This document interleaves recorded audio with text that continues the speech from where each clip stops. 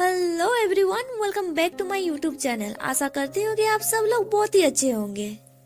पिछले वीडियो पे आपने देखा था कावा ली से कहता है वो किंग की एल्डर सिस्टर है, वो सेकंड प्रिंसेस है और उसका नाम मिमी है। ये सुन के ली को याद आता है एक बार मेहमीस ने कहा था कि उसका नाम मिमी है। वो सोचने लगता है तो मिमी उसका रियल नाम नहीं है। मुझे ऐसा लग रहा था सिर्फ मुझे ही उसके सीक्रेट के बारे में पता है, पर अब मुझे पता चल रहा है कि वो तो बस नाटक कर रहा था कोई और बनने का।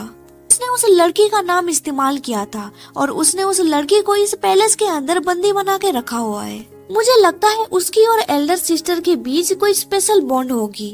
तभी उसे कुछ तो याद आता है। वो सोचने लगता है, वेट, क्या उसने एल्डर सिस्टर कहा? देखा जाए तो किंग हमेशा अकेला रहता है। मैंने कभी उम्मीद नहीं की थी उसका कोई परिवार होगा। इवीस के रॉयल फैमिली में सिबलिंग्स के बीच शादी होना ये एक ट्रेडिशन है। देन वो आगे सोचने लगता है, तो क्या इसका मतलब है? मुझे इसके बारे में कंफर्म होना पड़ेगा। कुछ दिनों के बाद हमें दिखाया जाता है ली उस पैलेस के पास ही था। वो सोचने लगता है इस जगह को हेवीली गार्ड किया गया है, कोई भी चुपके से अंदर घुस नहीं सकता। तभी वो उस जगह पे मेमीस को नोटिस करता है। एक मेड उसे कहती है, योर मैजेस्टी, आपको वापस चले जाना चाहिए। मेरे मास्टर को अभी अच्छा फील नहीं हो रहा है, वो किसी से मिलना नहीं चाहते। उनकी बातें ली दूर से सुन रहा होता है। वो सोचने लगता है उसकी बहन बहुत ही हिम्मत वाली है, उसने इस अत्याचारी को जाने के लिए कहा। मेहमीस उस मेड से कहता है, मैं समझ गया, तो फिर उसे कह देना अपना ध्यान रखने के लिए। ये कह के मेहमीस वहाँ से जाने लगता है। उसे जाते हुए देख ली सोचने लगता है, क्या वो ऐसे ही जा रहा है? क्या इस अत्याचारी को यहाँ पे हंगामा नहीं मचाना चाहिए था? देन वो हंसते हुए सोचता है, अब मैं समझ गया। उसे बंद करके वो अपना प्यार को बाकी दुनिया से छिपा रहा है। वो अभी भी सिंगल इसीलिए है क्योंकि वो उस लड़की से प्यार करता है। क्या ऐसा हो सकता है कि वो जिसे प्रोटेक्ट करने की कोशिश कर रहा है वो यही लड़की है? कुछ देर के बाद हमें दिखाया जाता है मेहमीस ईवी के साथ कुछ बातचीत कर रहा होता है। उन लोगों को बातें करते हुए ली चुपके से सुन रहा होता है। वो सोच रहा होता है आखिर वो लोग क्या फुसफुसा रहे हैं, मैं कुछ समझ नहीं पा रहा हूँ। ऐसा लग रहा है वो सैड है क्योंकि उस लड़की ने उससे मिलने के लिए मना कर दिया। वी गुस्से से मेहमीस को इशारा कर रहा होता है कि बी चुपके से उन लोगों को देख रहा है। वी ली को गुस्से से इशारे में कुछ कहने की कोशिश कर रहा होता है। ये देख के ली सोचने लगता है, क्या वो लोग सीक्रेट मिशन का कोई प्लानिंग कर रहे हैं? शायद वो लोग फिर से चर्च को टारगेट बनाने वाले हैं। पर वी इशारे से कह रहा होता है कि नहीं, बल्कि हम तुम्हें टारगेट कर रहे हैं। कुछ देर के बाद वो लोग वहाँ से चले जाते हैं। ली सोचने लगता है, क्या वो लोग चले गए? तभी मेहमीस उसके गले पे चाकू रखते हुए कहता है, तुम हमारी बातें चुपके से सुन रहे थे ना? ली घबराते हुए कहता है, नहीं तो, ऐसा बिल्कुल भी नहीं है। पर्सनल गार्ड होने के नाते मुझे तो तुम्हारे साइड में रहना है ना। पर मेहमीस गुस्से से कहता है, तुम नॉनसेंस बातें करना बंद करो। उसे देख के ली बहुत ही ज्यादा घबरा जाता है। मेहमीस उसे चाकू से स्टैब नहीं करता है। वो कहता है, अब तुम यहाँ से वापस जाओ, आज मुझे तुम्हारे गार्ड की जरूरत नहीं है। ली कहता है, ठीक है, अभी मैं यहाँ से जा रहा हूँ। ली सोच रहा होता है वो बाद में कुछ करने की प्लानिंग कर रहा होगा।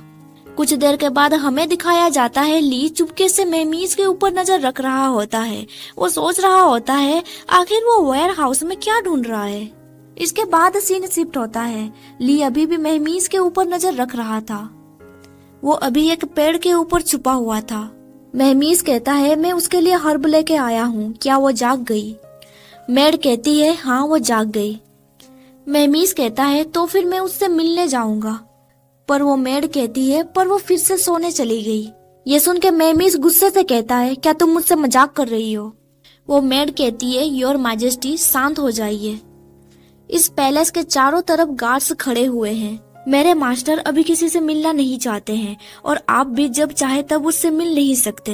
डील यही हुआ था, क्या आपको याद आया? ये सुन के मेहमीस शांत हो जाता है। वो कहता है, ये हर्ब उसे दे देना, मैं फिर से उसे मिलने के लिए आऊंगा। ये देख के ली सोचने लगता है, उसे फिर से भगा दिया गया। ये सब कुछ कितना अजीब है। वो अत्याचारी उस लड़की से ऑब्सेस्ड है, फिर भी 2 बार मना करने के बावजूद उसने अपना आपा नहीं खोया। आखिर ये लड़की कौन है? वैसे देखा जाए तो यहाँ का सिक्योरिटी बहुत ही टाइट है। अंदर घुसने का बस एक ही रास्ता है, वो है ऊपर से जाना, जहाँ कोई भी मुझे नहीं देख सकता।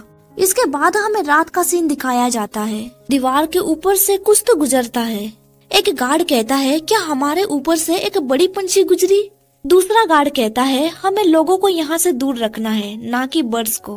वैसे भी यहाँ बहुत अंधेरा है, मैं देख नहीं पाया वो बर्ड था या कुछ और। फिर भी हमें डिस्ट्रैक्टेड नहीं रहना चाहिए, हमें फोकस होकर अपना ड्यूटी करनी चाहिए। यहाँ पे हम देखते हैं कि झाड़ियों के पीछे कोई तो था। वो पर्सन और कोई नहीं बल्कि ली था। उसने अपना वेश बदला हुआ था। वो सोच रहा होता है बिना कुछ प्रॉब्लम के मैं सही से नीचे उतर गया। अब मुझे ऐसा लग रहा है इस मशीन के ऊपर काम करना मेरे लिए सही था, क्योंकि इस जगह पे ज्यादातर लड़कियां रहा करती है, इसीलिए मुझे लड़कियों के कपड़े पहनना पड़ा ताकि किसी को भी मुझ पे शक ना हो। इसके बाद ली एक जगह पे पहुंचता है जिस घर पे आग जल रही थी। एक मेड कहती है मास्टर, हिज मैजेस्टी आपसे मिलने के लिए कुछ देर पहले आए थे। उन्होंने आपके लिए हर्ब्स लाया था। ली सोचने लगता है मुझे और करीब जाने की जरूरत है। वो रेंगते हुए और करीब जाने लगता है। तभी वो मेड घर से बाहर निकलती है, इसीलिए वो झाड़ियों के नीचे छुप जाता है। पर वहाँ पे उसका सामना महमीज से हो जाता है। अब सिचुएशन काफी ऑकवर्ड हो गई थी।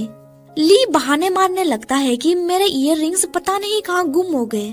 पर महमीज गुस्से से कहता है आखिर तुम्हें हो क्या गया है, मैंने तुमसे वापस जाने के लिए कहा था ना, अब तुम यहाँ पे क्या कर रहे हो।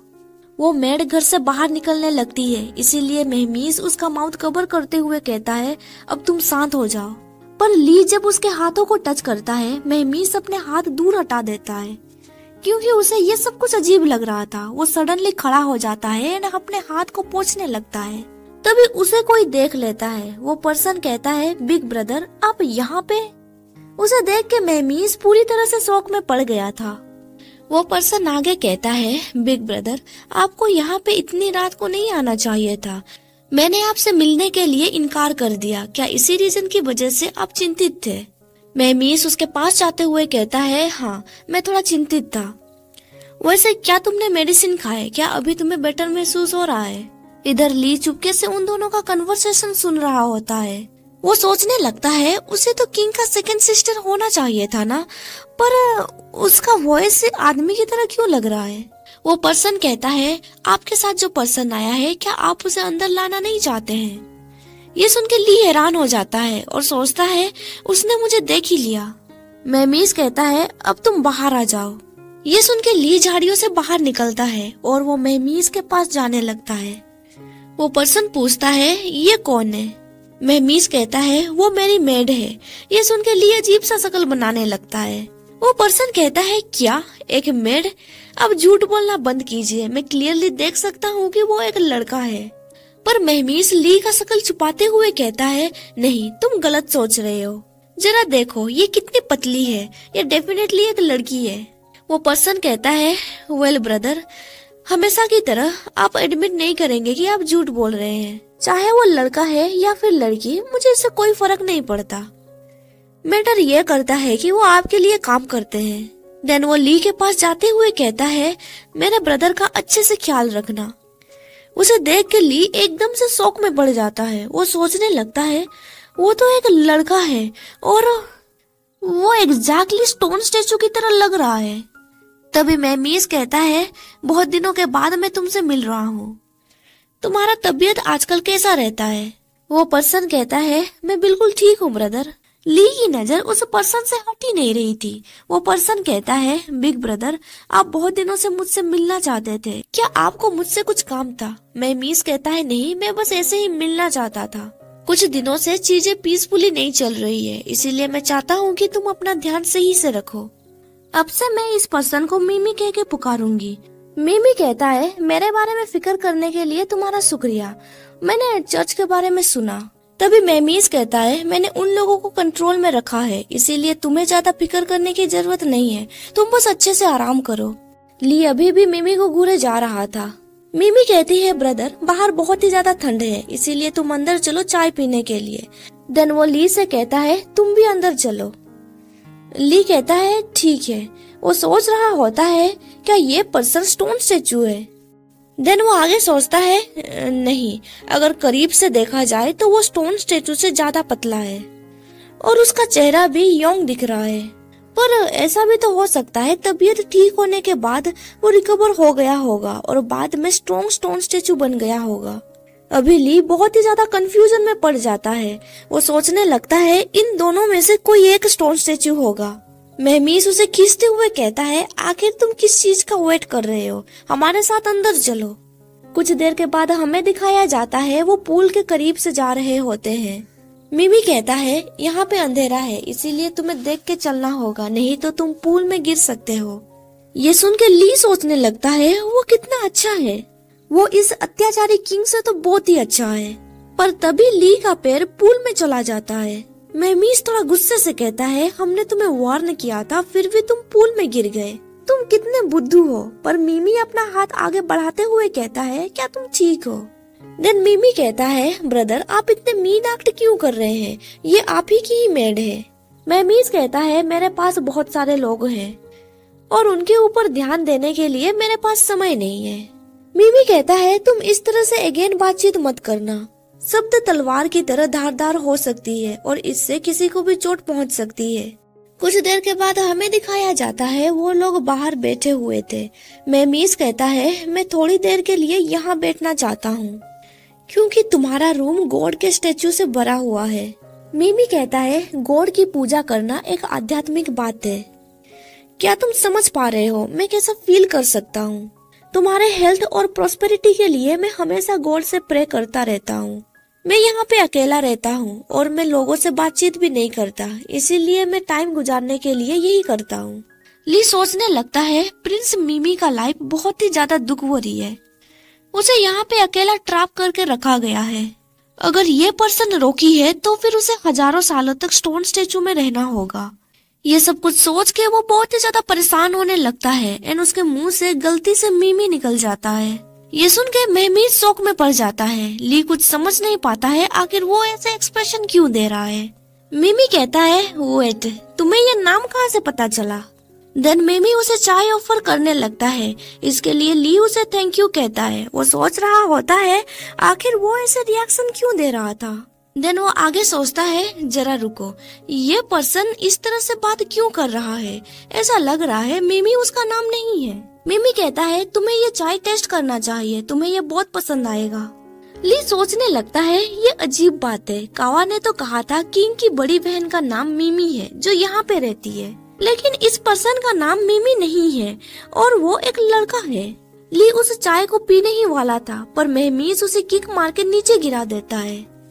इससे ली बहुत ही ज्यादा गुस्सा हो जाता है। महमीस कहता है, तुम मेरे सर्वेंट हो और तुम एक ही टेबल पे मेरे साथ कैसे बैठ सकते हो। चाय पीने के बाद महमीस कहता है, अभी मुझे वापस जाना चाहिए। ये कह के वो ली को घसीटते हुए वहाँ से ले जाता है। महमीस उसे पैलेस से बाहर ले जाता है। वो उससे कहता है, यहाँ पे भेस बदल के घुसने के लिए मैंने तुम्हें अभी तक पनिश नहीं किया है। देन महमीस उसे गुस्से से कहता है, आखिर तुम रॉयल पैलेस को क्या समझ रहे हो? तुम अभी भी एक हत्यारे हो जिसके ऊपर नजर रखा जा रहा है और अब तुम मेरे लिए गार्ड की तरह काम कर रहे हो। तुम्हारा हिम्मत कैसे हुआ यहाँ पे चुपके से घुसने का, और अभी अभी क्या तुम खुद को मारना चाहते थे? इससे पता चलता है कि मिमी ने ली के चाय में जहर मिलाया था। महमीस उसे कहता है, इस जगह से दूर रहना, क्या तुमने मुझे सुना? ली सोच रहा होता है, वेल ये नहीं हो सकता, मुझे पता करना होगा कि क्या वो स्टेचू वही पर्सन था। ली कहता है, मैं अब आपका गार्ड नहीं बन सकता, क्या मैं यहाँ पे वॉचमैन की तरह काम कर सकता हूँ? आपका इसके बारे में क्या ख्याल है? ये सुन के महमीस गुस्से से कहता है, तुम उसके बारे में क्यूरियस हो ना?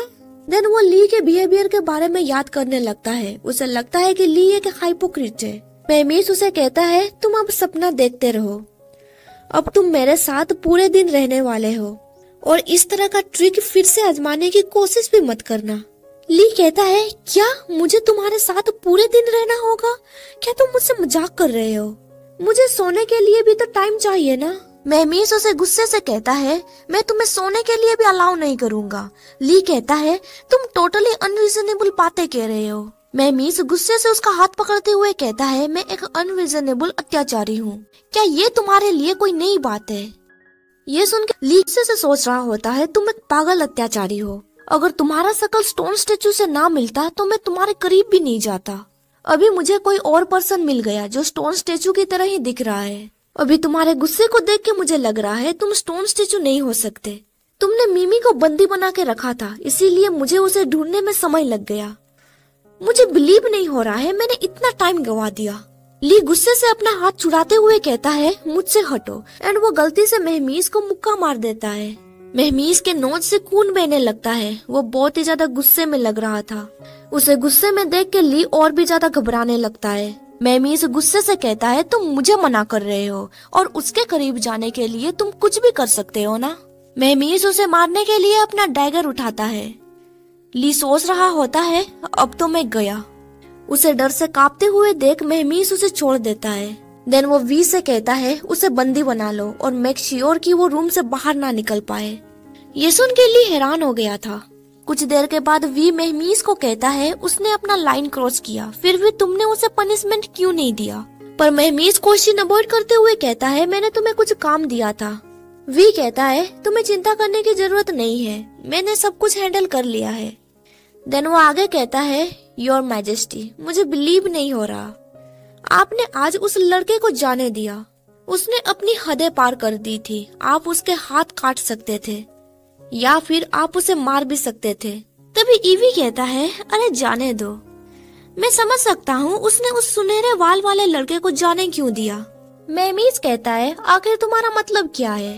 ईवी कहता है जब से ब्रिज में उसने तुम्हें असैसिनेशन से बचाया है तब से तुम उसके प्रति एक्स्ट्रा केयरफुल रहते हो। ये सुन के महमीज कहता है देखो उसने मुझे बचाया था एंड उसके पास यूजफुल स्किल्स भी है। ईवी कहता है वेल अगर किसी ने आपको इस तरह से डिसरेस्पेक्टफुल दिखाया होता तो आप उसे अब तक 6 फीट जमीन के नीचे गाड़ दिए होते। ये सुन के महमीज गुस्से से कहता है तुम हर दिन मुझे डिसरेस्पेक्टफुल दिखाते हो फिर भी तुम अभी तक जिंदा हो। ईवी कहता है पर हम दोनों अलग हैं। देन ईवी इमोशनल होके वी से कहता है वो कितना स्कैरी है, मुझे डर लग रहा है। वी कहता है तुम्हें ज्यादा फिक्र करने की जरूरत नहीं है, मैं तुम्हारे साथ हूँ। महमीज कहता है उस पर ज्यादा ध्यान मत दो, भला वो हमारा क्या बिगाड़ लेगा। ये सुन के वी कुछ कहने ही वाला होता है पर ईवी उसे रोक लेता है और कहता है हाँ आप बिल्कुल सही कह रहे हैं। वी उसका हाथ हटाते हुए कहता है पर इस पैलेस पे मौजूद वो पर्सन हमारे प्लान का वाइल्ड कार्ड है। ये देखते हुए कि अब बहुत बड़ा वार होने वाला है, आपके लिए ये समझदारी होगी कि आप जाकर उसे जांच करें। क्या वो सही पर्सन है? हम लोग उसके बैकग्राउंड के बारे में कुछ भी नहीं जानते। महमीज कहता है मैं वहाँ पे रहूंगा इसीलिए सब कुछ ठीक रहेगा। वी कहता है पर तभी ईवी वी को वहाँ से ले जाते हुए कहता है ठीक है अब हम दोनों चलते हैं योर मैजेस्टी। ये कह के वो दोनों वहाँ से चले जाते हैं। इधर महमीज सोचने लगता है वी सही कह रहा है, मैं उसके प्रति कुछ ज्यादा ही सॉफ्ट हूँ। चाहे मैंने उसका इस्तेमाल उसके समर्थक को लुभाने के लिए किया हो या फिर उसे अपना गार्ड के रूप में रिक्रूट किया हो, मुझे इस बात का एहसास भी नहीं था कि उसके आसपास रहना मेरी आदत बन गई है। देन वो गुस्से से सोचने लगता है वेट, मुझे अपना समय उस तरह के लोगों के बारे में सोच के बर्बाद नहीं करना चाहिए जहाँ पे कोई भी वाइल्ड कार्ड नहीं हो सकता। इसके बाद सीन शिफ्ट होता है ली के ऊपर। ली को अभी एक घर में बंदी बना के रखा गया था और घर के चारों तरफ बहुत सारे गार्ड्स भी थे।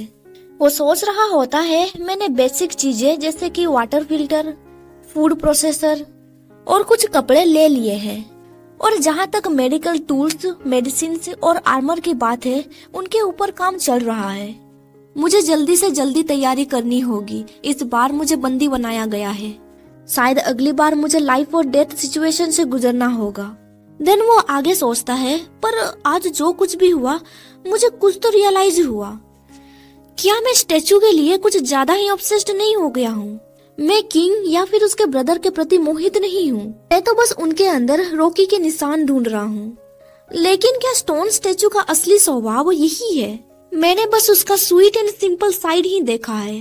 वैसे देखा जाए तो जब मैंने उस रूथलेस किंग को पंच मारा तब उसने मुझे कुछ भी नहीं किया।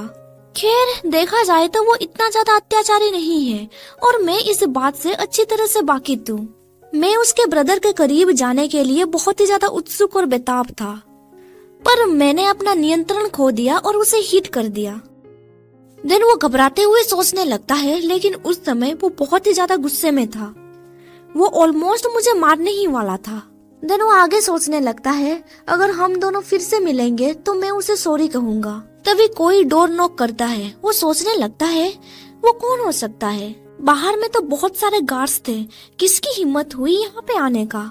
ली हल्का सा डोर ओपन करता है। वो सोचने लगता है क्या किंग यहाँ पे है, पर मैं उसे सॉरी कैसे कहूँगा, मैं अभी तक तैयार नहीं हूँ।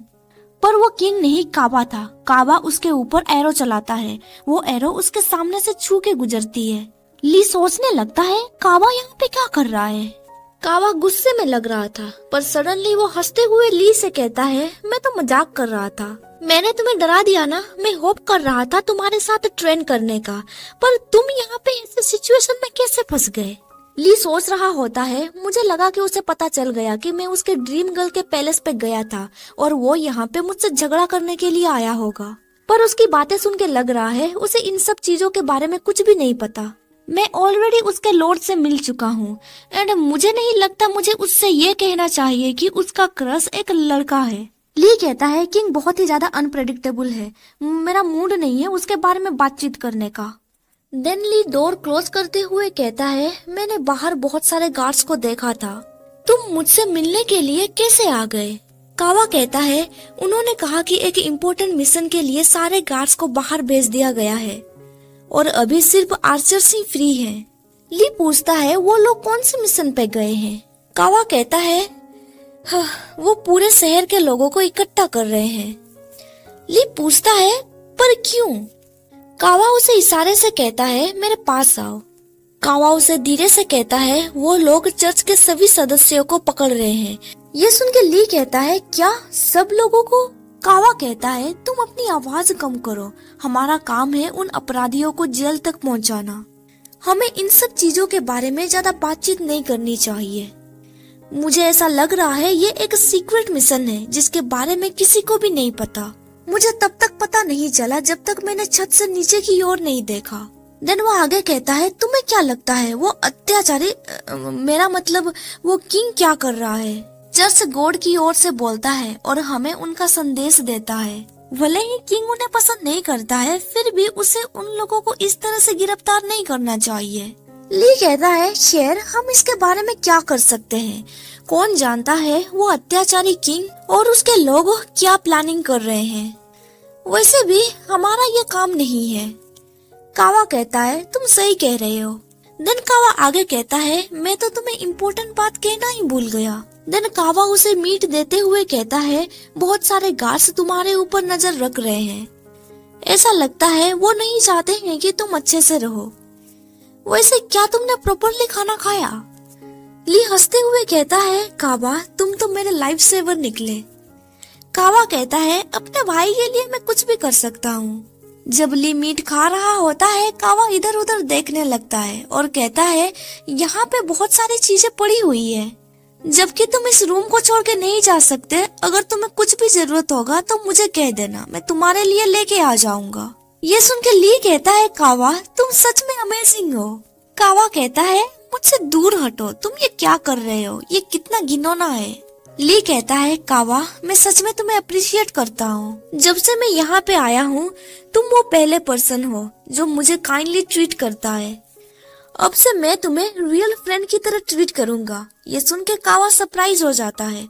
देन वो उसे हिट करते हुए कहता है, क्या मैं तुम्हें हमेशा से ब्रदर कंसिडर करते हुए आ रहा हूँ और अब तुम मुझे एज ए फ्रेंड देखना चाहते हो। इसके बाद सीन शिफ्ट होता है सिटी के ऊपर। सिटी में चारों तरफ गार्ड घूम रहे होते हैं। इधर एक कमरे पे कुछ प्रीस्ट मीटिंग कर रहे होते हैं। एक प्रीस्ट कहता है वो कुछ ज्यादा ही आगे बढ़ रहा है। यहाँ पे वो लोग मेहमीज के बारे में बातचीत कर रहे होते हैं और एक प्रीस्ट कहता है, पूरे सिटी में इतनी तलाशी और अरेस्ट क्यों हो रहा है। हमारे लगभग सभी आदमियों को पैलेस के जेल में बंदी करके रखा गया है और बाकी लोग डर कर छिप रहे हैं। और एक प्रीस्ट कहता है, हम लोग हमेशा से उसे रेस्पेक्ट करते आ रहे हैं, पर देखो अब वो क्या कर रहा है। अब वो हमें कुचलने के लिए पूरी ताकत लगा रहा है। और एक प्रीस्ट कहता है, एनीवे हम लोग वापस मुड़ नहीं सकते। हम लोग उस अत्याचारी के साथ बस एक ही चीज कर सकते हैं। देन वो इशारे से उसे मारने की बात कह रहा होता है। तभी उनका लीडर कहता है, तुम लोग अपना मुंह बंद रखो, वो एग्जैक्टली यही तो चाहता है। क्या तुम लोग देख नहीं सकते, वो हमेशा अपनी मर्जी से काम करता है। वो हमें फुसलाता रहता है ताकि हम लोग उसकी हत्या करने के लिए किसी को भेजे। ये सुन के बाकी के प्रीस्ट हैरान हो जाते हैं और कहते हैं, पर उनका लीडर कहता है, अगर हम कोई कदम उठाते हैं और वो इसका फायदा उठाता है तो हमारा प्रिंसिपल खतरे में पड़ सकता है। हम उसके हाथों से खेलकर चर्च का डाउनफॉल नहीं करवा सकते। अगर हम उसे मारने में कामयाब भी हो जाएंगे तो इसके बाद जो हंगामा होगा हम उससे कैसे निपटेंगे। क्या तुम्हें लगता है इवीज किंग के एब्सेंस में चर्च खुद को रूलिंग अथॉरिटी के रूप में घोषित कर सकती है? ये सुन के प्रीस्ट कहता है, तो फिर हमें किस तरह के प्रिंस का समर्थन करना चाहिए? टीम लीडर कहता है, क्या तुम भूल गए वो अपनी पीढ़ी का एक लौता प्रिंस है। हमें दूसरा सुइटेबल प्रिंस कहाँ से मिलेगा जब उसके सभी करीबी रिश्तेदारों को पिछले किंग ने मार डाला था। इसके अलावा अगर हम किसी और का समर्थन करते हैं, क्या तुम्हें ये चिंता नहीं है कि हम लोग जिसे समर्थन करेंगे वो भी इस किंग की तरह निकल गया तो क्या होगा? 8 साल पहले जब पुराने प्रिंस सडनली मर गए, उसने राजगद्दी संभाला था, तब वो बस एक टीनेजर ही था। वो बहुत कमजोर था, वो मेडिसिन भी लिया करता था। हमें लगा कि उसे कंट्रोल करना आसान होगा, पर अभी उसे देखो, वो बहुत ही ज्यादा स्ट्रॉन्ग लग रहा है। ये सुन के एक प्रीस्ट कहता है, तो अभी हमें क्या करना चाहिए? हमें कुछ तो करना होगा, हम उसे डायरेक्टली मार नहीं सकते। इसके बारे में हमें क्या करना चाहिए? तभी वहाँ पे एक बंदा आ जाता है। वो कहता है, किसी ने बाहर एक लेटर छोड़ा है, यहाँ पे आपका नाम लिखा गया है। उस लेटर को देख के एक प्रीस्ट कहता है, आपको सावधानी बरतनी होगी, ये उस अत्याचारी का कोई ट्रैप हो सकता है। यहाँ पे आप देख सकते हैं कि उस लेटर में एक ब्लू कलर का फेदर लगा हुआ था। जब टीम लीडर उस लेटर को ओपन करता है, वो पूरी तरह से ब्लैंक था। ये देख के एक प्रीस्ट गुस्से से कहता है, ये किसने किया? कौन हमारे साथ ऐसे मजाक कर रहा है? पर टीम लीडर कहता है, नहीं, ये मैसेज हमें क्लियरली कुछ बता रहा है। ये फेदर बाज का है जो ऑलमाइटी किंग हेरेस का प्रतीक है। इसके बाद सीन शिफ्ट होता है। हमें एक पर्सन को दिखाया जाता है जिसके हाथों में वही सेम फेदर था। इसी पर्सन ने उस लेटर को भेजा था। ये पर्सन और कोई नहीं बल्कि मिमी था। मिमी पॉट में रखे चाय को जमीन में गिराने लगता है। वो चाय जिस घास के ऊपर गिरता है वो मुरझाने लगता है। इससे पता चलता है कि वहाँ पे पॉइजन मिला हुआ था। मिमी कहता है, वो तुम्हारा पर्सनल गार्ड है ना? यहाँ पे वो ली की बात कर रहा होता है। देन वो आगे कहता है, आखिरी बार उसने तुम्हें बचा लिया, पर कोई बात नहीं, मैं तुमसे जल्दी मिलूंगा। इसके बाद हमें नेक्स्ट डे सुबह का सीन दिखाया जाता है। महमीस एक पर्सन को कह रहा होता है, मैंने तुम्हें पहले भी देखा है, आखिर तुम खुद को समझते क्या हो? तुम बगैर परमिशन के मेरे पैलेस के अंदर कैसे घुस सकते हो? ये पर्सन और कोई नहीं बल्कि मिमी का मेड था। वो मेड कहती है, योर मैजेस्टी प्लीज आप शांत हो जाइए, मैं यहाँ पे मास्टर का मैसेज पहुँचाने आई हूँ, वो आपसे अभी मिलना चाहता है। ये सुन के ईवी सोचने लगता है, दूसरे दिन मास्टर उससे मिलने के लिए गए थे। वो इसे देखा जाए तो इससे पहले उसने कभी भी मास्टर से मिलने के लिए इंटरेस्ट नहीं दिखाया था। वो मेड आगे कहती है, मास्टर चाहते हैं आप उससे मिलने के लिए जाएं, और लास्ट टाइम आप जिस पर्सन के साथ गए थे आपको उसे भी लेके चलना होगा। ये सुनकर महमीस उसके साथ जाने लगता है। इसके बाद हमें 8 साल पहले का फ्लैशबैक दिखाया जाता है। कुछ गार्ड एक बच्चे का पीछा कर रहे होते हैं। वो गार्ड उस बच्चे का पीछा करते करते पैलेस तक पहुंच गए थे। गार्ड चिल्लाते हुए कहता है, आखिर वो लड़का कहाँ चला गया? शायद चर्च के लोगों ने उसे यहाँ पे पिरामिड बनाने के लिए भेजा है। वो बच्चा पैलेस के अंदर नहीं जाना चाहिए, उसे जल्दी से पकड़ो। वो बच्चा और कोई नहीं बल्कि कावा था। अभी उसका एज 13 साल था। इस उम्र में उसका मुलाकात मिमी से हुआ था। इसके बाद सीन प्रेजेंट में शिफ्ट होता है। कावा अपने पास्ट के बारे में ली को कह रहा होता है। ली कहता है, तो क्या तुम उससे 8 साल पहले मिले थे? कावा कहता है, हाँ, वो बहुत ही ज्यादा गोर्जियस और क्लासी लग रही थी, वो मेरे लीग से बाहर थी। ये सुन के ली सोचने लगता है, कावा उस आदमी से प्रेजेंट में नहीं मिला है, इसीलिए उसने उसे लड़की समझ लिया है। वो दोनों अभी सेल्फ मेड कार्ड से खेल रहे थे। ली पूछता है अगर वो तुम्हारे लीग से बाहर थी तो तुम उसके दीवाने कैसे बन गए। इसके बाद सीन अगेन पास्ट में शिफ्ट होता है जब कावा ने पहली बार मिमी को देखा था। अभी वो मिमी को देख के खोया हुआ था। तभी वहाँ पे एक गार्ड आके कहता है योर हाइनेस हमें माफ कर दीजिए, ये गुलाम भागने में कामयाब रहा, आपको परेशान करने के लिए हम माफी चाहते हैं, हम इसे पकड़ लेंगे और यहाँ से बाहर निकाल देंगे। मिमी कहता है ठीक है। वो गार्ड्स कावा को बाहर ले जाने लगते हैं पर कावा चिल्लाते हुए कहता है नहीं, मैं मरना नहीं चाहता हूँ, मुझे जाने दो। पर तभी मिमी उसके हाथों पे ब्लैक मोल को नोटिस करता है, इसीलिए वो गार्ड से कहता है उसे यहाँ पे रुकने दो, तुम सब लोग यहाँ से जाओ। कावा उसे पूछता है तुमने मुझे क्यों बचाया। मिमी हंसते हुए कहता है इसका रीजन है तुम्हारे हाथ, तुम्हारे हाथों को हर्ट होते हुए मैं नहीं देख सकता। इन हाथों को सेफ रखना और मेरे साथ हमेशा रहना, क्या तुम कर पाओगे। ये सुन के कावा ब्लश करने लगता है। इसके बाद सीन प्रेजेंट में शिफ्ट होता है। कावा कहता है पर तब उसका पैलेस का काम प्रोग्रेस में चल रहा था और कुछ भी सेटल नहीं हुआ था और मैं चोट के कारण घायल हो गया था। इसीलिए सेकंड प्रिंसेस ने चीफ गार्ड से बातचीत की कि मुझे स्क्वाड में शामिल कर लिया जाए ताकि मैं उसके साइड में रह सकूं। बाद में जैसा कि तुम जानते हो उसके पैलेस के अंदर किसी को भी जाने के लिए मना कर दिया गया। इसीलिए मैंने टॉप आर्चर बनने के लिए कड़ी मेहनत की ताकि मैं हर दिन उसकी एक झलक देख सकूं। इसीलिए मैं टावर की ऊंचाइयों पे रहता हूँ ताकि मैं अपना पेट्रोलिंग ड्यूटी कर सकूं। देन वो ब्लश करते हुए कहता है वो एक हाई बोर्न प्रिंसेस थी, लेकिन जब हमारी राहें एक दूसरे से टकराई उसने मेरे जैसे गुलाम को बचाया। वो बहुत ही ज्यादा स्वीट थी। मुझे लगता है ये लव एट फर्स्ट साइट है। उस दिन के बाद से मैंने खुद से प्रॉमिस किया कि मरते दम तक मैं उसके प्रति लॉयल रहूंगा। ये सुन के ली कोई भी रिप्लाई नहीं देता है। कावा थोड़ा इरिटेट होके कहता है क्या तुम मुझे कुछ कहना नहीं चाहते हो। ये सुन के ली हंसते हुए कहता है हाँ, सेकंड प्रिंसेस दिल से बहुत अच्छी है। पर ली सोच रहा होता है कुछ तो गड़बड़ लग रहा है। तुम्हारे लिए वो एक सेवियर है पर इस लड़के में कुछ तो अजीब बात है। इसके बाद सीन शिफ्ट होता है मेमीज के ऊपर। वो अभी मिमी के साथ था। मिमी कहता है ब्रदर तुमने पर्सनल गार्ड को क्यों नहीं लाया। मेमीज कहता है उसने रूल्स तोड़ा है इसीलिए वो अभी पनिशमेंट झेल रहा है, इसीलिए वो मेरे साथ नहीं आ पाया। मिमी कहता है क्या ऐसी बात है, वैसे मुझे वो पसंद आ गया था, मैं उससे पूछने वाला था क्या वो मेरे पैलेस पे रुकना चाहता है।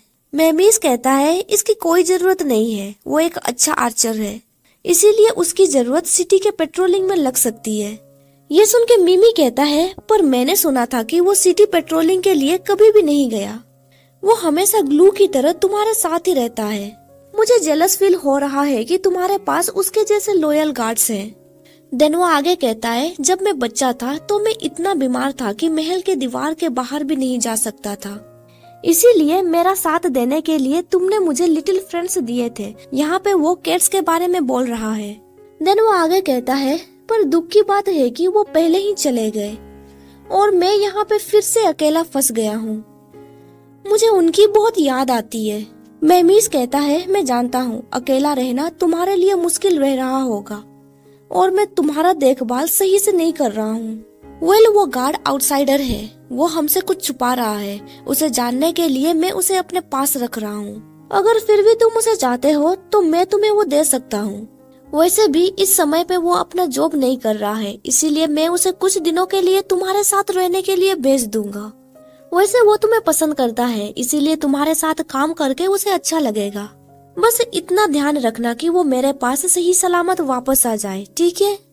ये सुन के मिमी कहता है ब्रदर आप बहुत ही स्वीट है। देन मिमी उससे कप ले जाते हुए कहती है तुम हमेशा बिजी रहते हो, तुम्हें परेशान करने के लिए मैं माफी चाहता हूँ, पर मुझे तुमसे कुछ कहना है। देन मिमी उसके कप में चाय डालते हुए कहती है चर्च को लेके तुम हमेशा नाखुश नजर आते हो और तुम उसके प्रति काफी सख्त रहते हो। चर्च के लोगों ने उन कारीगर को भी भड़का दिया था, इसी रीजन की वजह से तुम उन्हें भारी पनिशमेंट देने वाले हो ना। देन वो मेमीज को चाय देते हुए कहती है पर brother in the end church लोगों का दिल जीतने में कामयाब हो गया है, इसीलिए तुम्हें उन्हें जीने देना होगा। मुझे पता है तुम ये सुनना नहीं चाहते हो, पर इबीस को गॉड की आशीर्वाद की जरूरत है, इसीलिए तुम्हें उन्हें जीने देना होगा। मुझे पता है तुम ये सुनना नहीं चाहते हो, पर इबीस को गॉड की आशीर्वाद की जरूरत है। अगर तुमने चर्च को तबाह कर दिया तो फिर मुझे डर है हमारा अथॉरिटी भी खत्म होने लगेगा और गॉड हमें आशीर्वाद देना बंद कर देंगे। ये सुन के मेमीज कोल्ड वॉइस में कहता है, क्या इसी रीजन की वजह से तुम मुझसे मिलना चाहते थे? मैंने कभी भी तुम्हारे पैलेस के मामले में टांग नहीं अड़ाया है और इस दीवार के बाहर जो कुछ भी हो रहा है तुम्हें उससे दूर रहना होगा। क्या तुम हमारे डील को तोड़ने की कोशिश कर रहे हो? ये सुन के मीमी हैरान हो जाता है। कुछ सेकंड के बाद वो कहता है, पर ब्रदर, अच्छा होगा कि किंग एंड चर्च के बीच सब कुछ पीसफुली चले। ये हमेशा से ऐसा होता आ रहा है, तुम्हें अपना रास्ता खोना नहीं चाहिए। देन वो मेहमीज का हाथ पकड़ते हुए कहता है, यहाँ तक कि लेडी ग्रीनीस भी गॉड पे भरोसा करती थी। ये सुन के मेहमीज बहुत ही ज्यादा गुस्सा हो जाता है। वो चाय को फेंक देता है और कहता है, उसके बारे में बात मत करना। हाँ, ये बात सच है कि मेरी मॉम गॉड पे भरोसा करती थी, पर देखो इसका अंजाम क्या हुआ। क्या प्रीशियस गॉड ने उसे बचाया? तुम्हें पता है कि मैं चर्च के बारे में क्या सोचता हूँ, इसीलिए इसके बारे में अगेन मेंशन मत करना और उन्हें डिफेंड करने की तो कोशिश भी मत करना। मैं अत्याचारी हूँ, इसीलिए मैं जो चाहूँ वो कर सकता हूँ। मैं इबीज से सारे चर्च को हटा दूंगा। मिमी कहता है, ब्रदर, ये कप मेरे लिए फेवरेट था, तुमने मुझे ये दिया था, क्या तुम्हें याद है? पर मेमीज कोई भी रिप्लाई नहीं देता है। मिमी कप के टुकड़ों को उठाते हुए सोचने लगता है, अगर कोई चीज टूटती है तो वो मैजिकली खुद से जुड़ते नहीं है। देन वो आगे सोचता है, जब लोग एक दूसरे के ऊपर भरोसा खो देते हैं तब वो, ब्रदर, मैं जानता हूँ आप क्या चुनने जा रहे हैं। मिमी कहता है, तो आप उस गार्ड को कब मेरे पास भेज रहे हैं? तभी मेहमीज नोटिस करता है कि उसके हाथों से खून बह रहा है। वो उसके हाथों को वाइप करते हुए कहता है, तुमने खुद को हर्ट क्यों किया? उसे यहाँ भेजना कोई बड़ी बात नहीं है, वो बहुत शोर मचाता है और तुम्हें वो परेशान कर देगा।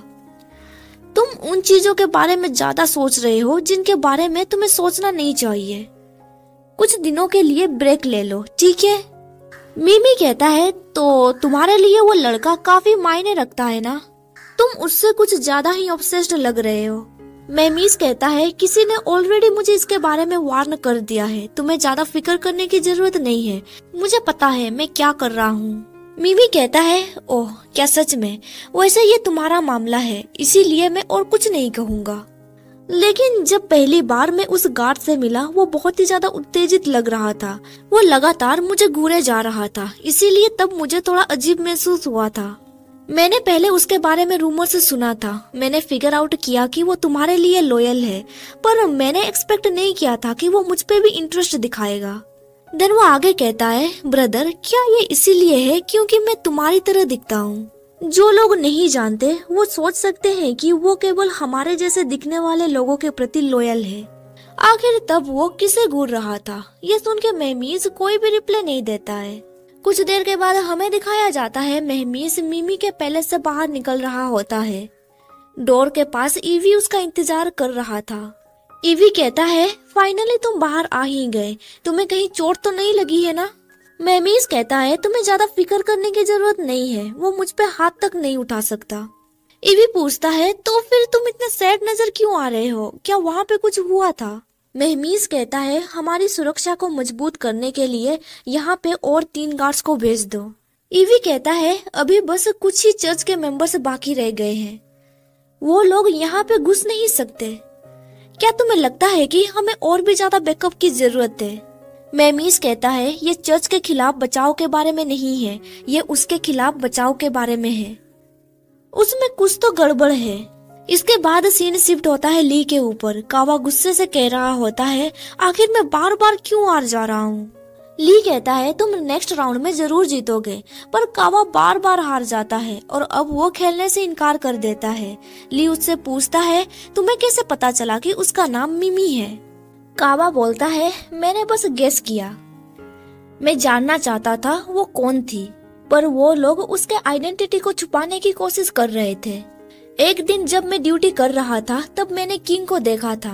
उसे देखते ही मुझे तुरंत पता चल गया कि वो लड़की किंग की सिस्टर है। तब हमें पता था कि किंग के कोई भी फैमिली मेंबर्स नहीं थे। इसीलिए मैंने फिगर आउट किया कि वो लड़की प्रीवियस किंग की बेटी हो सकती है। उसे पैलेस से बाहर रखा गया और कोई भी उसके आइडेंटिटी के बारे में नहीं जानता है। देन मैंने लोकल लोगों को इसके बारे में पूछा और मेरी कोशिश रंग लाई। कुछ सालों के बाद मुझे आखिरकार एक अफवाह सुनने को मिली। एक जगह जहाँ पे विडो और ऑर्फन्स साथ में इकट्ठा हुए थे, वहाँ पे एक गोर्जियस लड़की आई थी। उसकी स्किन का कलर डार्क था और उसकी आंखें वाइल्ड थी, इसीलिए वो गोरे फॉरेनर लड़कियों से अलग लग रही थी। उसकी रगों में शाही खून बह रही थी और उसका नाम था मिमी। वो किंग की एल्डर सिस्टर है। उम्र के हिसाब से वो सेकंड प्रिंसेस हुई। अब यहाँ पे अजीब बात ये है कि किंग के सिंहासन पे बैठने से ही मिमी हवा में अचानक से गायब हो गई और अचानक से पैलेस में गार्ड्स की भीड़ जमा होने लगी।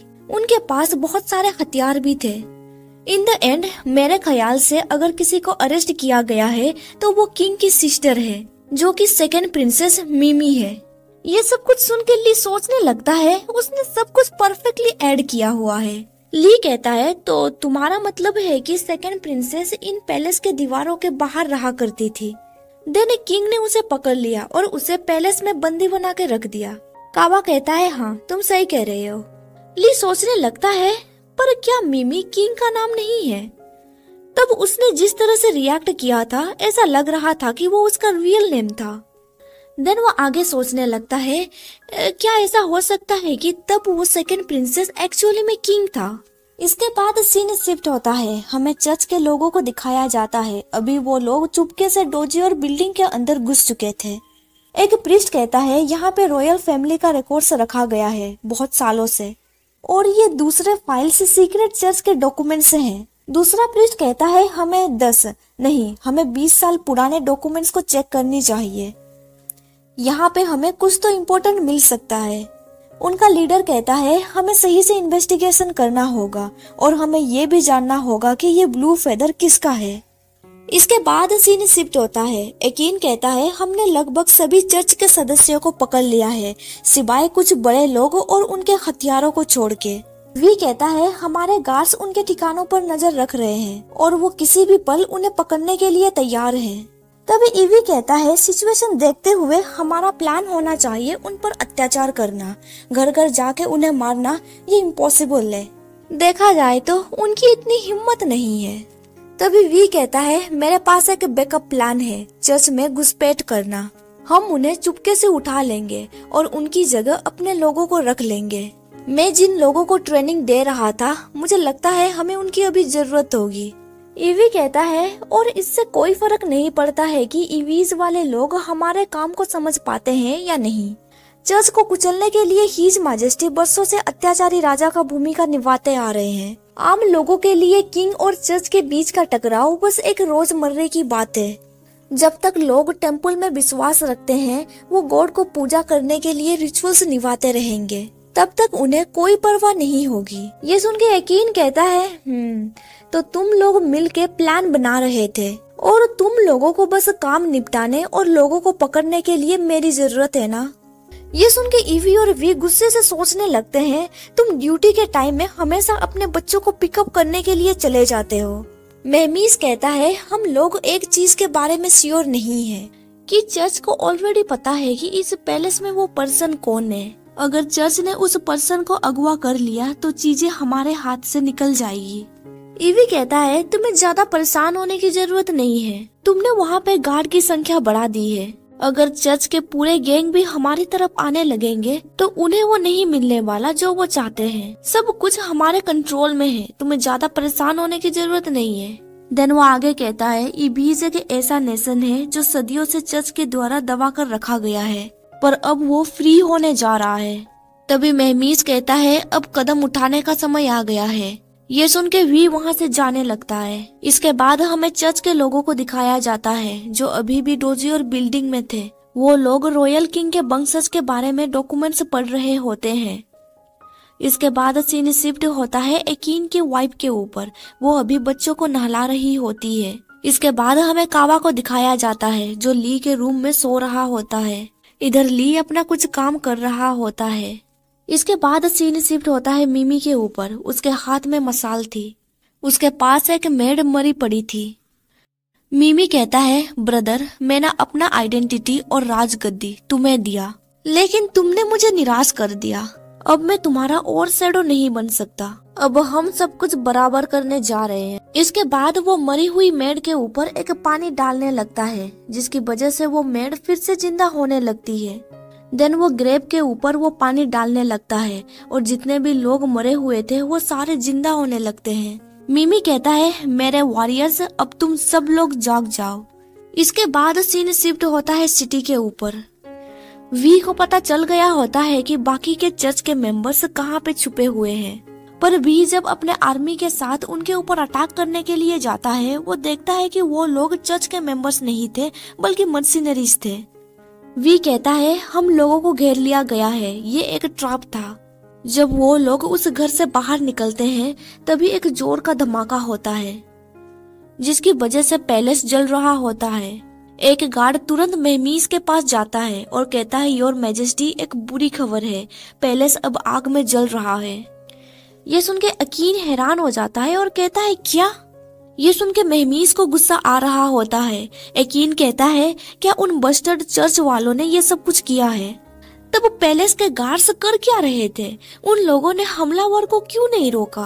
वो गार्ड कहता है, जब हम लोग वहाँ पे पहुँचे आग ऑलरेडी लग चुकी थी और वो सारे लोग मर चुके थे। ये सुन के मेहमीज कहता है, क्या सारे मर गए? यकीन कहता है, आखिर ये कैसे पॉसिबल हो सकता है? वो गार्ड्स घबराते हुए कहता है, उन्हें देख के ऐसा लग रहा था जैसे कि किसी जंगली जानवर ने उन पे हमला किया था। वो लोग डेड बॉडीज की तरह लग रहे थे और उनकी स्किन ग्रीन कलर की थी। इसके बाद हमें कुछ देर पहले का सीन दिखाया जाता है। हमें पैलेस दिखाया जाता है। मिमी के आदमियों ने सारे गार्ड्स को मार दिया था। मिमी कहता है, मेरे आदमियों ने सारे गार्ड्स को खत्म कर दिया। मैंने जितना एक्सपेक्ट किया था वो उनसे बेहतर लड़े, पर ये कितनी दुख की बात है, मेरे लोग भी जल्दी से डिकम्पोज्ड हो गए। तभी वहाँ पे प्रीस्ट के लोग आ जाते हैं। एक प्रीस्ट हाई प्रीस्ट से कहता है, क्या ये वही आदमी है? मुझे लगता है फॉर्मर किंग की एक बेटी थी, उसका नाम शायद मिमी है। तभी मिमी उन्हें ब्लू फेदर दिखाते हुए कहता है, फॉर्मर किंग का तीसरा बेटा तुम्हारे सामने है, जो कि असली किंग है। मेरा नाम है हेड सटर। ये सुन के वहाँ पे मौजूद कुछ लोग बोलने लगते हैं, क्या हेड सटर? अभी जो किंग राजगद्दी संभाल रहा है उसका नाम पहले हेड सटर था, बाद में उसने अपना नाम चेंज करके मेहमीस रखा था। हाई प्रीस्ट कहता है, हमें इसके बारे में अभी बातचीत नहीं करनी चाहिए, टाइम गुजर रहा है। देन वो मिमी से कहता है, योर मैजेस्टी, आप हमारे साथ चलिए, हमें सबसे पहले इस रॉयल पैलेस से बाहर निकलना होगा। मिमी कहता है, इतनी जल्दी क्या है, यहाँ से जाने से पहले मुझे कुछ और काम भी करने हैं। इसके बाद सीन शिफ्ट होता है ली के ऊपर। अचानक से कावा का बो का थ्रेड टूट जाता है। ये देख के ली सोचने लगता है, कावा ने अपना बो यहीं पे छोड़ दिया। देन वो आगे सोचने लगता है, उसने कहा था कि वो खाने का सामान लेके आने वाला है, पर वो कहाँ रह गया? वो हमेशा सब कुछ सही टाइम पे करता है, पर आज उसे क्या हो गया? तभी बाहर से उसे शोर शराबा सुनाई देता है। एक पर्सन कहता है, आग जल रही है, हमें मदद की जरूरत है। ये सुन के ली सोचने लगता है, क्या कोई बड़ी आग लगी है? मेरे ऊपर जो गार्ड नजर रख रहा था वो भी मदद करने के लिए चला गया। देन वो चुपके से अपने कमरे से बाहर निकलता है और सोचता है, ठीक है, मैं कावा को देखने चलता हूँ। उसका डॉर्मेटरी यही पास ही में ही है। उसके बगल में जो बिल्डिंग दिख रहा है वो कावा का डॉर्मेटरी था। ली सोचने लगता है, घर में लाइट्स जल रही है, इसका मतलब है कि वो अंदर ही होगा। ली दरवाजा खोल के कावा का नाम पुकारता है, पर सडनली कोई उसे डैगर से हिट कर देता है। वो जमीन पे गिर जाता है। उसके ऊपर जिस पर्सन ने हमला किया था वो मिमी के बगल में ही खड़ा हुआ था। यहाँ पे हम लोग देख सकते हैं कि मिमी ने कावा का हाथ काट लिया था। ली को देख के मिमी कहता है, ओह, ये तो तुम हो। ली को जिसने मारा था, मिमी उस पर्सन को कहता है, तुमने अच्छा निशाना लगाया है। हम लोग देख पाते हैं कि उस पर्सन का हाथ में ब्लैक मोल था। इसका मतलब ये हुआ कि मिमी ने कावा का हाथ काट के इस पर्सन को दे दिया है। तभी प्रीस्ट का एक पर्सन भागते हुए वहाँ पे पहुँचता है और कहता है, योर मैजेस्टी, शिप तैयार है, हमें चलना चाहिए। देन वो ली को देखते हुए कहता है, अरे ये तो वही पर्सन है ना? मिमी कहता है, वो मर गया है, मुझे जो चाहिए था वो मुझे मिल चुका है, अब यहाँ से चलते हैं। देन वो लोग वहाँ से जाने लगते हैं, पर मिमी अचानक से रुक जाता है। वो फिर से ली के करीब जाता है। वो ली की सांसें चेक करने लगता है। देन वो स्माइल करते हुए सोचता है अब सब कुछ इवेंचुअली मेरा होगा। मिमी कहता है अब हमें यहाँ से चलना चाहिए। जब वो लोग वहाँ से चले जाते हैं तब ली अचानक से उठ जाता है। वो अपने चेस्ट से डैगर को निकालता है। हम यहाँ पे देख पाते हैं कि वो डैगर उसका नेकलेस पे लगा हुआ था, इसीलिए वो जिंदा बच गया था। ली सोचने लगता है थैंक गुडनेस ये नहीं टूटा है, रॉकी ने फिर से मुझे बचा लिया। देन वो आगे गुस्से से सोचने लगता है रॉकी ये पर्सन तो नहीं हो सकता। देन वो भागते हुए कावा के पास जाता है। इसके बाद हमें एक फ्लैशबैक दिखाया जाता है। ली कावा से कहता है सेकंड प्रिंसेस इतनी भी परफेक्ट नहीं है जितना कि तुम सोचते हो। अगर ऐसा होगा तो फिर तुम क्या करोगे? कावा कहता है मैं कभी ना खत्म होने वाले रेगिस्तान में खोया हुआ रेत का एक छोटा सा कण की तरह हो जाऊंगा। वो जैसे भी होगी, भले ही मैं उसका ध्यान खींच ना पाऊं, फिर भी मैं हमेशा के लिए अपने गॉडेस के प्रति लॉयल रहूंगा। इसके बाद सीन प्रेजेंट में शिफ्ट होता है। तभी वहाँ पे भागते हुए एक गार्ड पहुँचता है और कहता है कावा बाहर आग लग गई है। पर वो कावा को ली के साथ देखता है। वो गार्ड हैरान होकर कहता है आखिर तुमने उसके साथ क्या किया? ली कहता है अगर तुम चाहते हो कि कावा जिंदा बचे तो मैं जो कह रहा हूँ वही करो। ली आगे कहता है सबसे पहले इसे मेरे रूम लेके चलो। देन तुम जाके अकीन की वाइफ को बुलाओ ताकि वो कावा का ट्रीटमेंट कर सके। इसके बाद तुम पैलेस जाके किंग को इसके बारे में बताना। इसके बाद सीन शिफ्ट होता है पैलेस के ऊपर। आग बहुत तेजी से फैल रही थी। सारे गार्ड्स आग बुझाने में लग गए थे।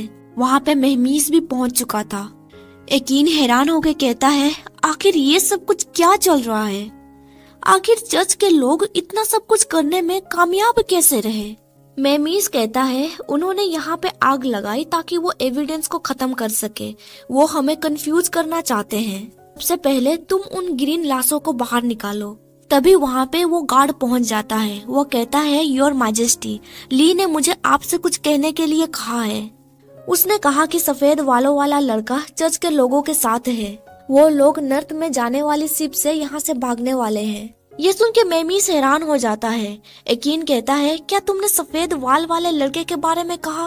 तो इसका मतलब ये हुआ कि चर्च के लोगों ने उसे कैप्चर कर ही लिया।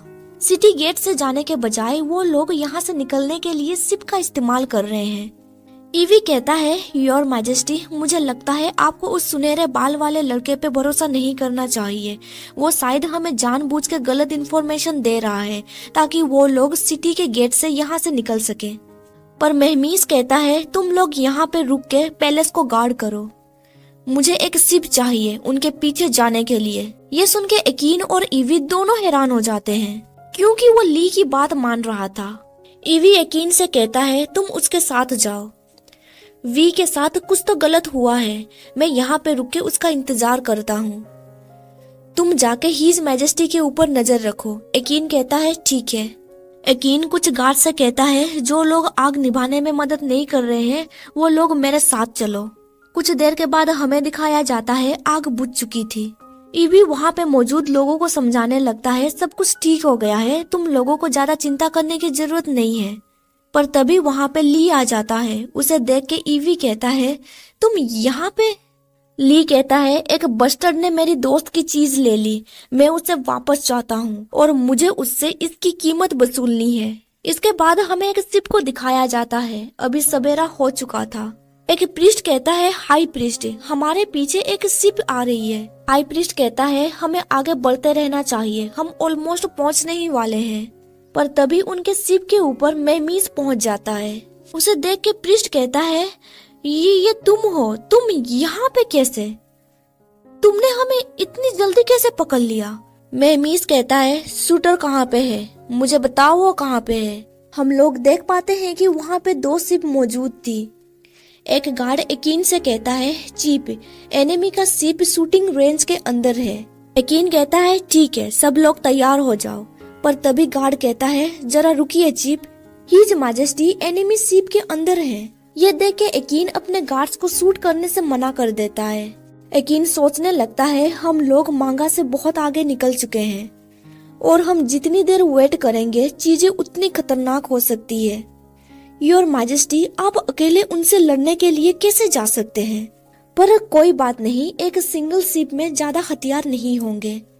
देन वो अपने गार्ड से कहता है जल्दी से उस शिप के करीब जाओ। एकीन सोच रहा होता है वो लोग हीज मैजेस्टी से लड़ नहीं सकते। इधर हमें मेहमीस को दिखाया जाता है जिसने सारे प्रीस्ट को घायल कर दिया था। एक पर्सन कहता है शटर कौन है? तुम किसके बारे में बातचीत कर रहे हो? हमें कुछ भी नहीं पता। हम लोग सिटी छोड़ के जा रहे हैं, तुम हमें जाने क्यों नहीं देते? तभी हाई प्रीस्ट उस पर्सन को विंक करता है। यह देख के वो पर्सन घबराते हुए कहता है योर मैजेस्टी, आप हाई प्रीस्ट को छोड़ दीजिए, मैं सब कुछ बताने के लिए तैयार हूँ। उस पर्सन को पकड़ने के बाद उसने हमारे साथ सहयोग करने से साफ मना कर दिया। उसने नदी में कूदने की कोशिश की थी, इसीलिए हम लोगों ने उसे वुडन बॉक्स में बंद करके रखा हुआ है।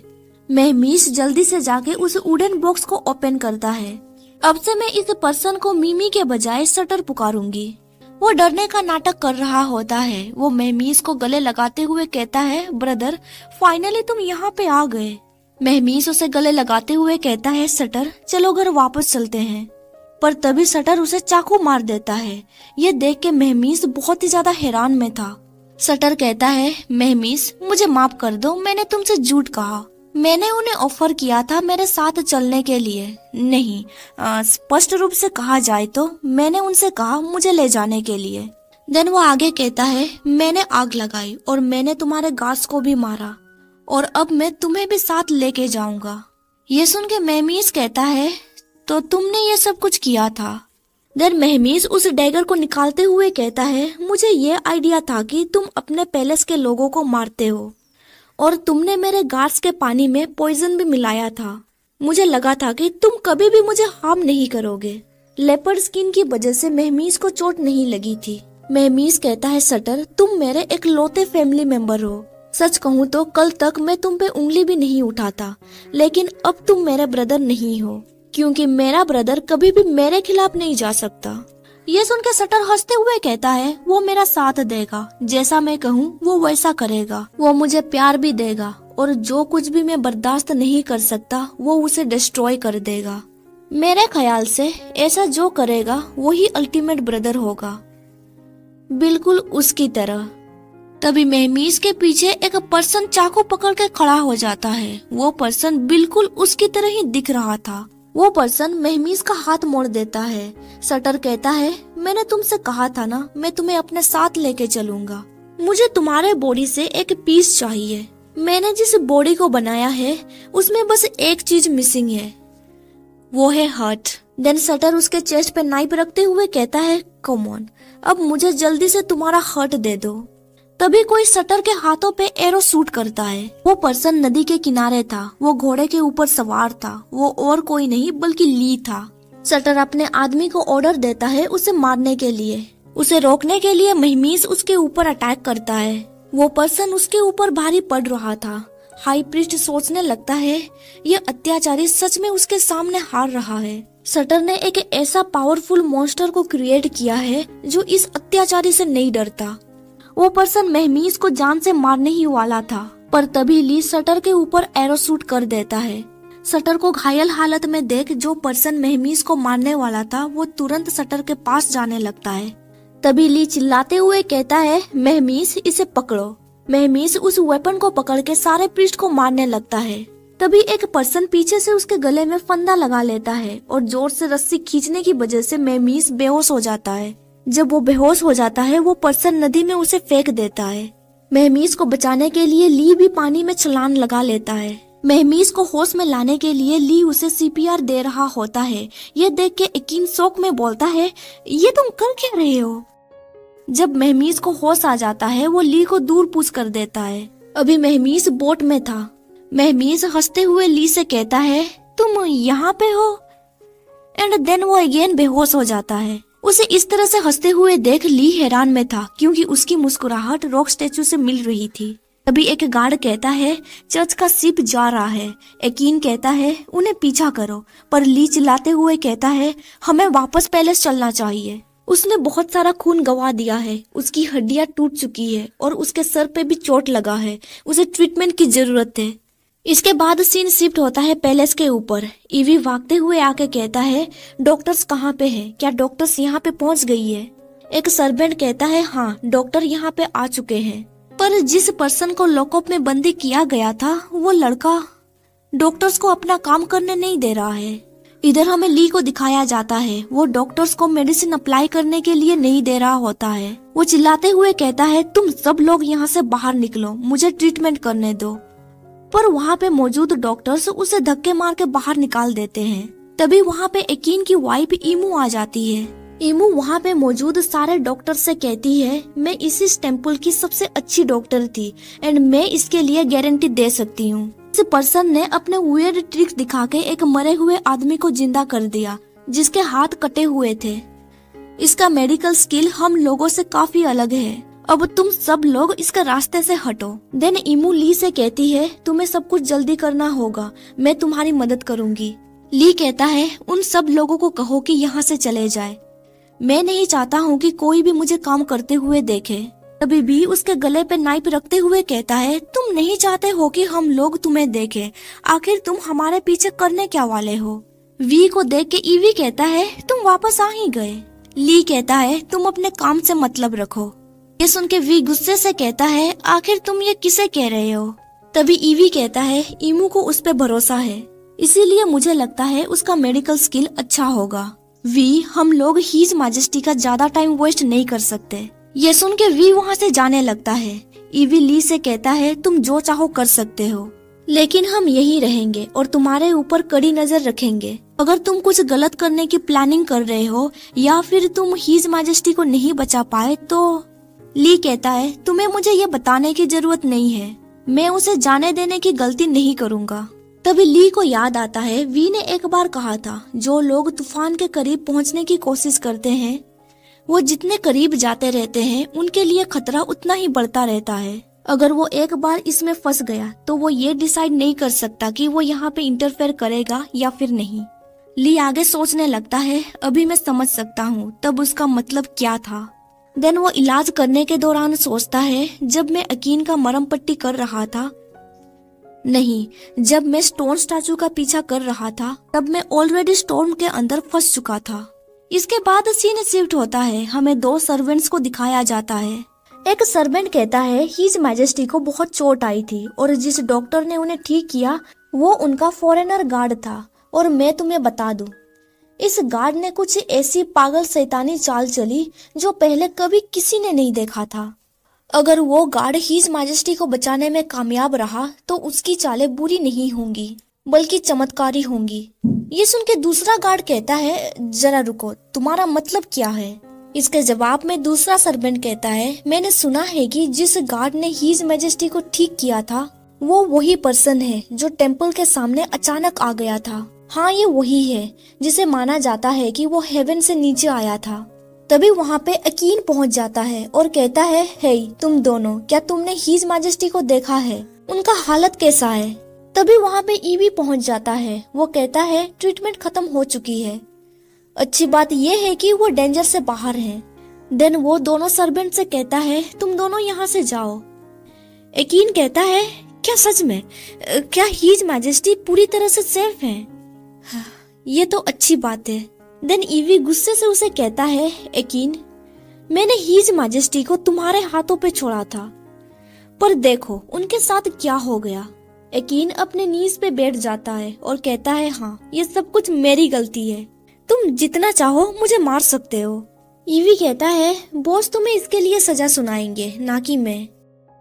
देन वो यकीन का हाथ पकड़ते हुए कहता है, अब तुम उठ जाओ, तुम्हें अपने चोट पे दवा लगानी चाहिए, इसके बाद तुम अपने पद पर वापस चले जाना। हीज मैजेस्टी घायल हो चुके हैं, इसीलिए हमें सुनिश्चित करना होगा कि सब कुछ अच्छी तरह से चले। देन ईवी उससे पूछता है, कुछ देर पहले तुमने हीज मैजेस्टी को यहाँ पे छोड़ दिया था और तुम फिर से चर्च के पीछे चले गए उनके ऊपर हमला करने के लिए, तो क्या तुमने उन लोगों को पकड़ लिया? यकीन कहता है, नहीं, उनके पास बैकअप के लिए लोग मौजूद थे और मैं तुम्हें बता देता हूँ, उनकी संख्या हमसे बहुत ज्यादा थी। हमने बहुत संघर्ष किया, लेकिन हमारे पास पीछे हटने के अलावा और कोई विकल्प नहीं था। ये सुन के ईवी हैरान हो जाता है और कहता है ये कैसे हो सकता है, उनके पास इतने सारे लोग कहाँ से आ गए। यकीन कहता है उन लोगों ने पुराने जमाने का चर्च के कपड़े पहने हुए थे, इसीलिए मुझे लगता है कि वो लोग लॉयर इवीज के थे, जिन्हें फेरिस कहा जाता है। ये सुन के ईवी कहता है क्या फेरिस, क्या वो लोग याजू के नियंत्रण में नहीं है? देन वो आगे कहता है ये कोई शुभ संकेत नहीं है, मुझे बिलीव नहीं हो रहा है चर्च के लोग आउटसाइडर के साथ टीम अप हो चुके हैं। वो सोच रहा होता है अभी भी के ऊपर सारे कामों का बोझ पड़ने वाला है। इसके बाद सीन शिफ्ट होता है एंड हमें वी को दिखाया जाता है। वी ली से कह रहा होता है क्या तुम्हें याद है जब हम दोनों पहली बार मिले थे तब मैंने तुम्हें विशेष रूप से कहा था हीज मैजेस्टी से दूर रहने के लिए, और तब तुमने मुझे वादा किया था कि तुम ऐसा करोगे। ली कहता है तो मैंने अपना वादा पूरा नहीं किया, क्या अभी तुम मुझे मारना चाहते हो? वी कहता है नहीं, सच कहूँ तो मुझे ग्रेटफुल फील हो रहा है क्योंकि तुमने हीज मैजेस्टी की जान बचाई। ली कहता है अब इसे सेलिब्रेट करने मत लग जाना, हीज मैजेस्टी अभी के लिए सेफ है पर वो अभी भी कोमा में है, हमें अभी भी उसके ऊपर नजर रखने की जरूरत है। वी कहता है अभी मैं टोटली कन्विंस हो चुका हूँ, हीज मैजेस्टी के प्रति तुम्हारे कोई बुरे इंटेंशंस नहीं है, अभी तुम्हारा बस एक ही जॉब है उनका टेक केयर करने का। ये सुन के ली कहता है क्या तुम्हें नहीं लगता मैं एक क्रिमिनल हूँ जिसके ऊपर नजर रखा जा रहा है? वैसे वो एक अत्याचारी है, इसीलिए मुझे उसकी केयर करने की क्या जरूरत है, उसका केयर करके मुझे क्या मिलेगा? इसके अलावा तुम्हारा पोजीशन ही क्या है, तुम मुझे कैसे कह सकते हो मुझे क्या करना चाहिए और क्या नहीं? ये सुन के वी कुछ देर के लिए साइलेंट हो जाता है। कुछ सेकंड के बाद वो कहता है मुझे पता है मैं तुम्हें पहले एनिमी की तरह देखता आ रहा हूँ, इसके लिए मैं तुमसे माफी मांगता हूँ। देन वो ली का हाथ पकड़ते हुए कहता है अगर हीज मैजेस्टी इस दौर से निकलने में सफल हो गए तो मैं वो करूँगा जो उन्होंने कहा है और ये सुनिश्चित करूँगा कि तुम सेफ रहो, ठीक वैसे ही जैसा मैं उनकी सेफ्टी को देखता हूँ। मैं तुमसे ये वादा करता हूँ। ये सुन के ली हैरान हो जाता है। देन वो कहता है क्या तुम्हारे फेस में चोट लगा है? वी कहता है नहीं, ये बस एक छोटा सा स्क्रैच है। देन ली अपना हाथ विड्रॉ करते हुए कहता है मैं अपना बेस्ट देने की कोशिश करूंगा। यहाँ पे बातचीत खत्म करते हैं, अब तुम यहाँ से जा सकते हो, मुझे ब्रेक की जरूरत है। वी थोड़ा अपसेट होकर कहता है ठीक है, पर वी वहाँ से नहीं जा रहा था, इसीलिए ली उसे कहता है अब तुम यहाँ से जा रहे हो या फिर? ये सुन के वी तुरंत वहाँ से भाग जाता है।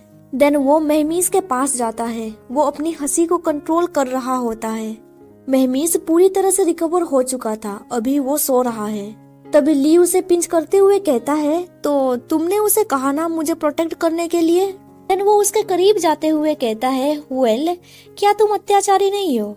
मेरी लाइफ को मुश्किल बनाने के लिए तुम कोई भी मौका नहीं छोड़ते हो। मुझे नहीं पता था कि तुमने अपने आदमियों को सीक्रेटली कहा कि मुझे सेफ रखने के लिए। देन ली सोचने लगता है उसकी आई लाइसेस बहुत ही ब्यूटीफुल है, इसमें कोई आश्चर्य की बात नहीं है। जब तुमने लड़कियों की तरह कपड़े पहने थे तब सब लोग तुम्हें अल्टीमेट ब्यूटी कह के पुकार रहे थे। देन वो उसका फेस टच करते हुए सोचता है यहाँ पे वो सॉफ्ट लग रहा है, तुम वो स्टोन स्टेचू नहीं रहे। देन वो इमेजिन करने लगता है कि उसका बॉडी भी सॉफ्ट रहेगा। देन वो आगे सोचता है जंगली अब ये सब कुछ इमेजिन करना बंद करो, तुम इस तरह से उसका एडवांटेज नहीं ले सकते। देन वो महमीज को देखते हुए सोचता है स्टोन स्टेचू हमेशा मेरे लिए हंसता था, जबकि तुम हमेशा मेरे लिए कठोर थे। अगर तब तुमने स्माइल नहीं किया होता तो मुझे कभी भी पता नहीं चलता कि तुम ही स्टोन स्टेचू हो। देन वो आगे सोचता है वो स्टोन स्टेचू की तरह ही है, उसका स्माइल, काइंड हार्ट और दूसरों के प्रति सच्ची परवाह, इन सब चीजों से पता चल रहा है कि यही स्टोन स्टेचू है। फिर भी उन दोनों के बीच कई डिफरेंसेस हैं, जैसे कि महमीज अपने शब्द को लेके बहुत कठोर रहता है और चिड़चिड़ा भी, वो बहुत घमंडी भी है और अपने अधिकारियों को लेके वो ऑब्सेस्ड है। देन ली उसका फोरहेड को टच करते हुए कहता है कोई भी परफेक्ट नहीं हो सकता, आखिरकार तुम रॉकी के ऑपोजिट हो, तुम जिंदा हो और इंसानों की तरह सांस लेते हो। देन वो आगे सोचता है फाइनली मैंने तुम्हें ढूंढ ही लिया, फ्यूचर में तुम्हारे बारे में और जानने के लिए मैं अब और इंतजार नहीं कर सकता, ये बहुत ही ज्यादा दिलचस्प होने वाली है। इसीलिए तुम्हें जल्दी से जागना होगा, ठीक है? मैंने तुमसे कुछ ज्यादा कह दिया था, इसीलिए मैं माफी भी मांगना चाहता हूँ। महमीस, हम दोनों फिर से नई शुरुआत कर सकते हैं। ये सब कुछ सोचते सोचते ली वहीं पे सो जाता है। जब वो सो जाता है, महमीस अपनी आंखें खोलता है। वो नहीं सोया था, वो ली की बातें सुन रहा था। वो सोचने लगता है, ये रॉकी कौन है? यहाँ पे ये चैप्टर खत्म हो जाता है। वीडियो पसंद आया तो लाइक कर दीजिए और आगे का स्टोरी जानने के लिए मेरे चैनल को सब्सक्राइब कर दीजिए और साथ ही बेल नोटिफिकेशन ऑन कर दीजिए ताकि आपको मेरा हर वीडियो का नोटिफिकेशन मिल सके। Thank you for watching my videos.